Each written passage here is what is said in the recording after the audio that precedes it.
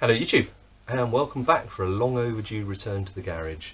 Now don't worry, I haven't given up on doing YouTube videos, and I definitely haven't given up on the little CB1. In fact, you can see there it is, sitting there waiting patiently for a bit of love and attention, although it does seem to be getting buried under a pile of junk at the moment. Now unfortunately it's going to be a little while before I can actually get back on the CB1. I've got a pretty major remodelling of the garden going on and moving sheds and workshops and things around. So that's going to be taking up a hell of a lot of my time, but also it's that time of year now where I'm trying to sneak a couple of track days in on the little CBR 400 race bike, play with the little pit bike, and of course just going out and enjoying riding the bike in the sun, and going to the odd race meeting. So yeah, it is going to be a little while before I get back onto the CB1. So what I thought I'd do is, in the meantime, I just want to do a couple of short easy little videos talking about some of the issues that seem to be cropping up on Facebook quite a bit lately. And the first one we're going to look at is de-restricting the ignition system, or the CDI, on these little Honda 400s. So before we go any further, why were they restricted? Well, at the time these bikes were manufactured, there was a requirement in Japan that they were limited to a maximum speed of 180 kilometers per hour, which works out at about 112 miles an hour. Not a lot we can do about it. That's just the way they came. Obviously the UK models and the American models didn't have that restriction, but certainly the Japanese versions did.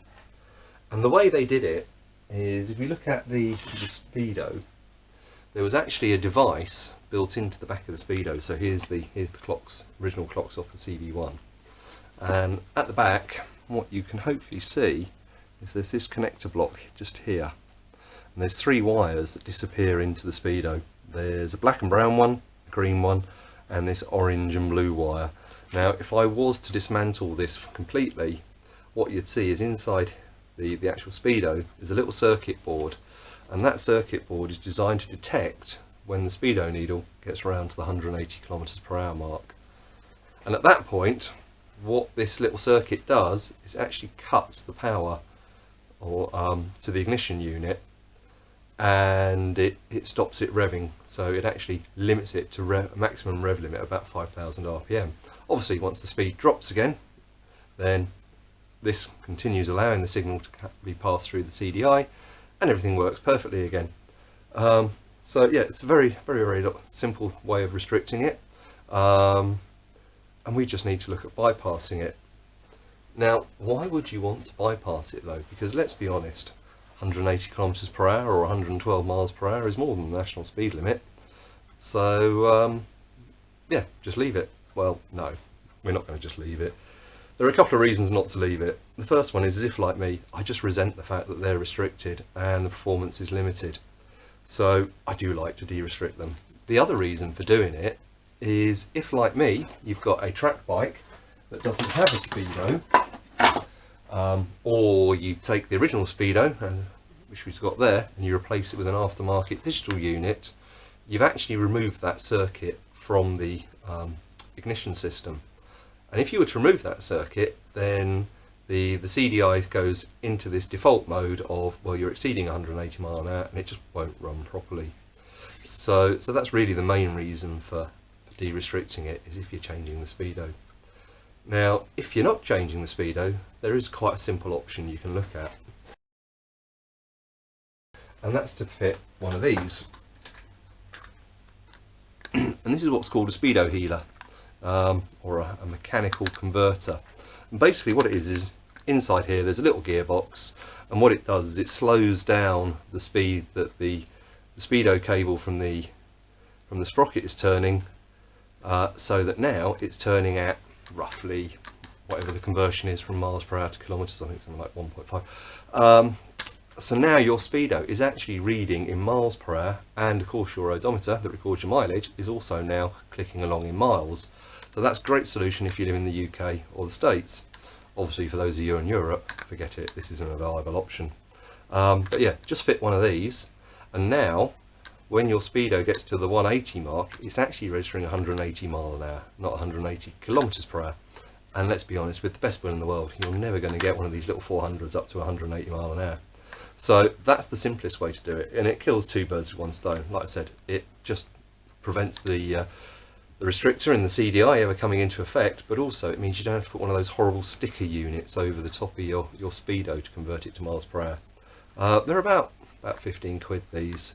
So yeah, if I was keeping the original speedo, that is what I would do, because I really hate those stickers on the speedo. Now, of course, if you have removed the speedo, then we're going to have to look at other options. So before we go any further, let's have a look at the different type of CDI units or ignition units that are fitted to Hondas. Okay, typically there are two types of ignition unit that are fitted to Hondas.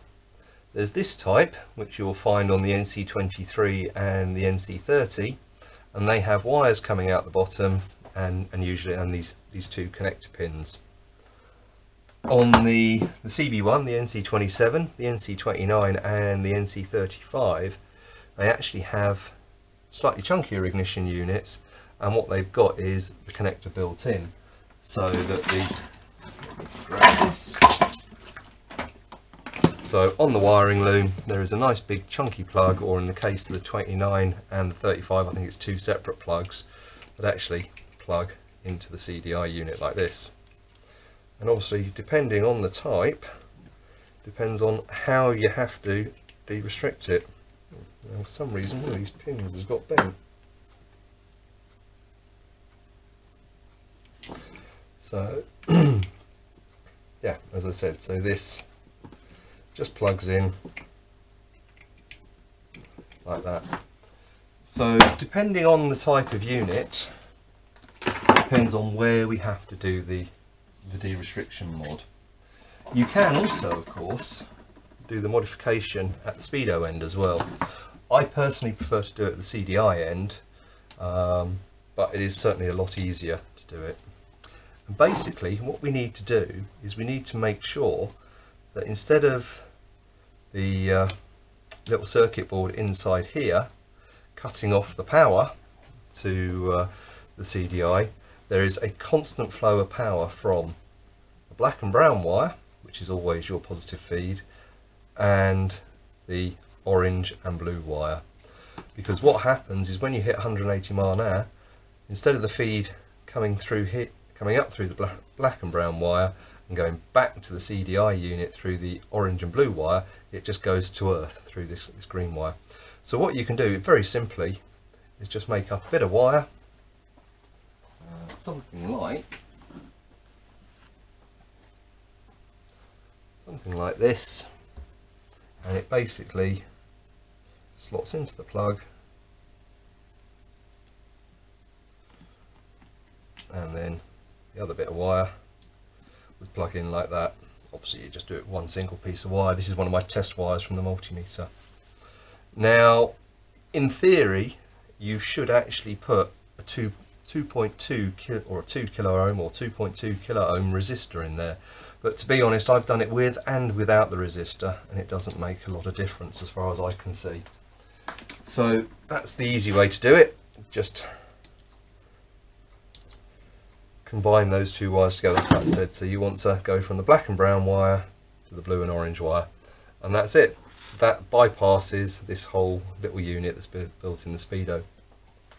However, because most of my bikes are track bikes, or I generally end up rewiring them, I actually like to get rid of this orange and blue wire altogether.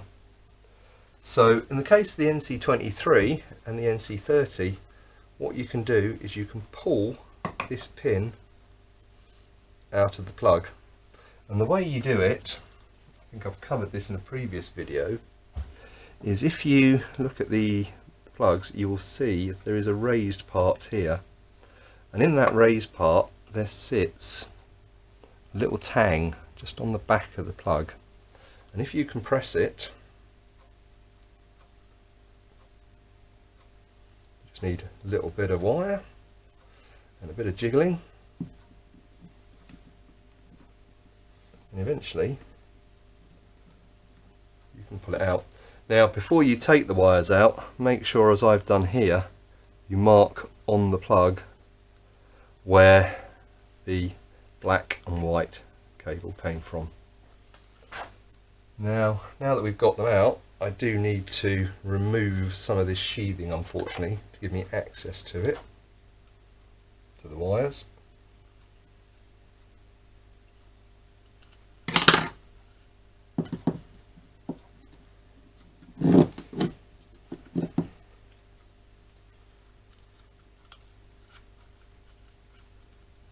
And what we're going to do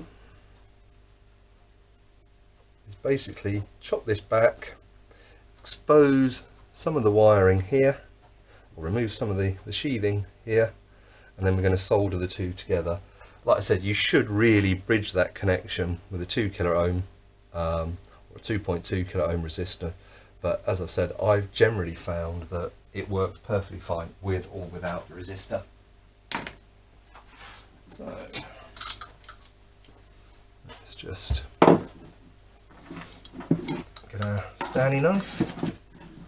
I am literally just going to peel back a bit of the plastic.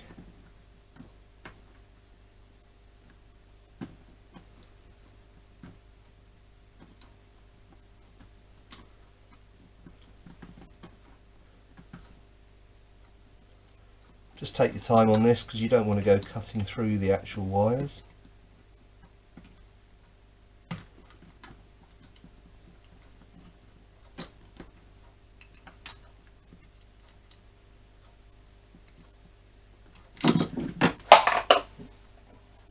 Yeah, and dropping the CDI doesn't really do them a lot of good, so try and avoid that if you can.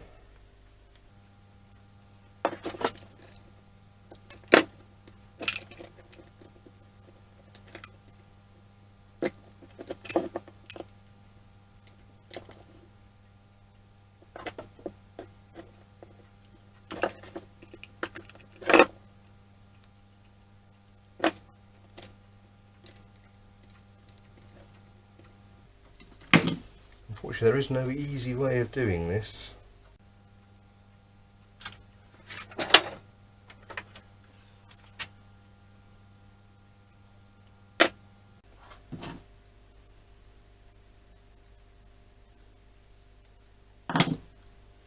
Right, now as you can see, I've peeled back the insulation at that point and we can see the wires. We now want to take our blue and orange wire. I am literally just going to snip the end off a little bit longer than where we stripped the wires. And then I'm actually going to get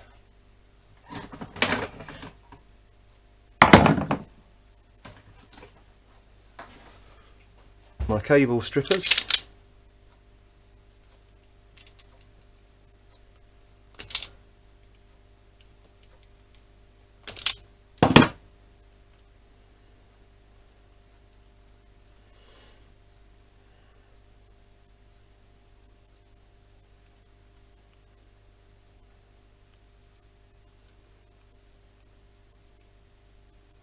And strip the ends of that wire there.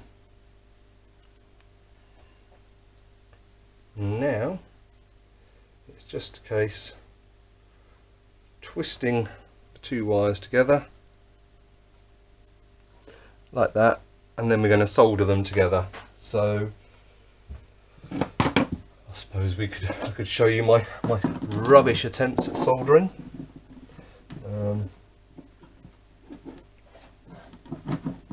Now I know most people are actually quite horrified when they see the soldering iron that I use.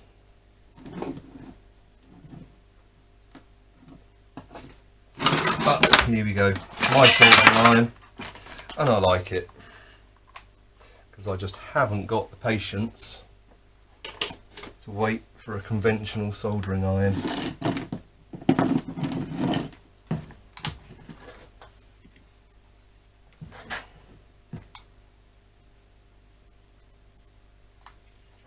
So just tin the end of the soldering iron.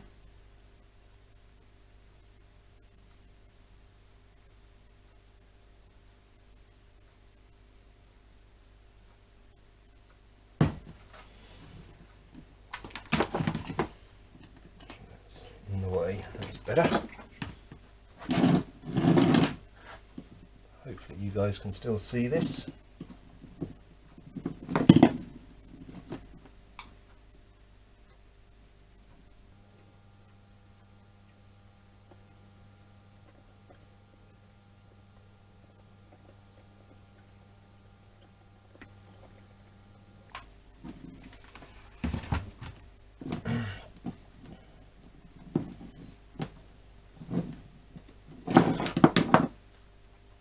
And there we go, there's the two wires soldered together.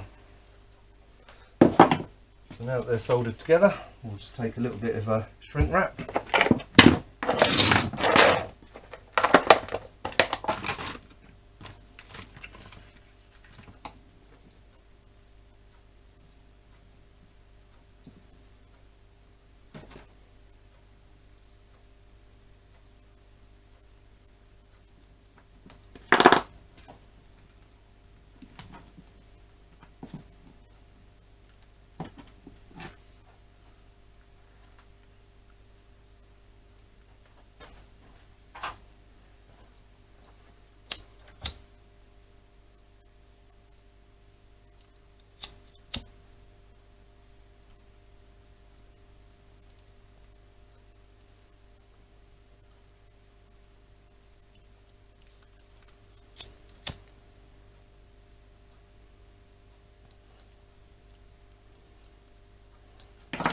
Mount that on there,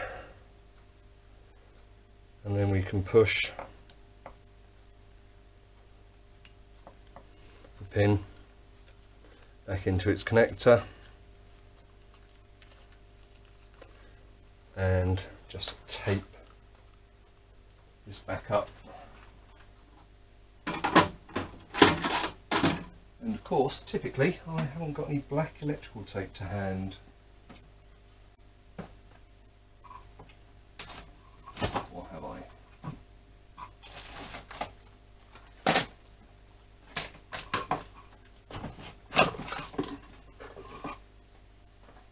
Here we go.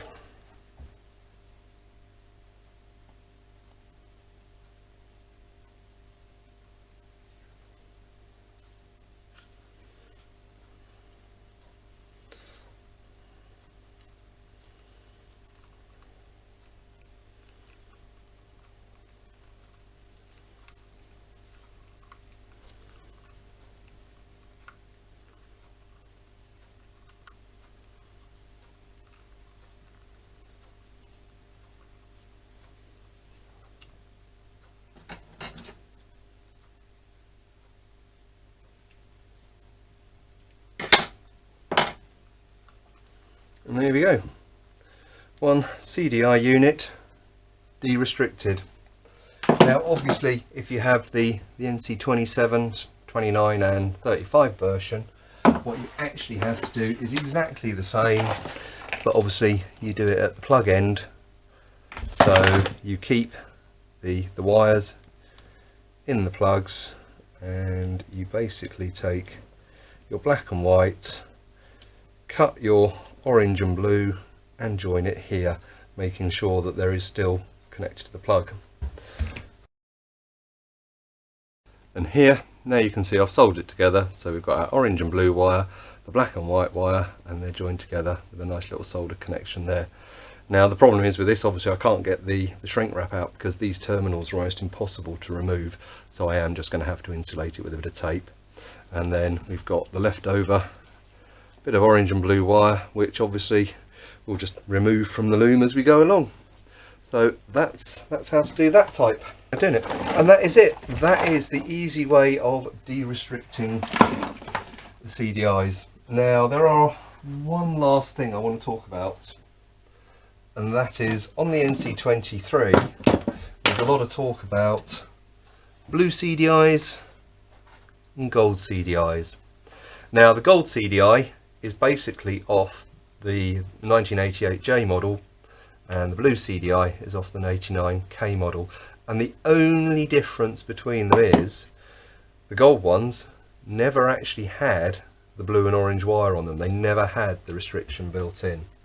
So you don't need to de-restrict a gold CDI. And a lot of us went round and looking for gold CDIs, paying an absolute premium for them, when in fact all they are is exactly the same as the blue CDI that's been de-restricted. There's no change in the ignition program, there's no horsepower to be gained from it, it just comes from the factory without the restriction on. So if you've got a blue CDI, don't panic if you can't find a gold one, because de-restricting the blue one gives you exactly the same effect. The other thing you can do with CDIs, and they are available for the 23, the 29, the 30 and 35, is you can go for an aftermarket, and this is an Ignitec unit from Graham, France. And that again doesn't have the restrictor built in, but not only that, it also comes with, you can adjust the programming on it, and he actually supplies these programmed with the HRC map on, which does give you a little bit more horsepower, but what it tends to do is it reduces the usability at lower revs, and it allows the engine to rev a little bit higher. So really these are only recommended for race use. You don't really want one of those on the road. Stick to a standard CDI and de-restrict it. So there we go. I think we've covered it all. There is just one last thing to talk about. You may find on a lot of bikes they've already been de-restricted by having a little box plugged into the circuit, and they've got very optimistic names like power boxes or power bombs, things like this, and they try to give the impression that they actually increase the horsepower of the bike. They don't. All they are is a plastic box with a load of wires and a resistor inside it, and it does exactly the same as what we've done here. But if you've got one on your bike, leave it. They generally tend to work, but if it does start to fail, just rip it out and solder some wires together. Okay, well, thanks ever so much for watching. I hope that all makes sense, and I'll see you soon.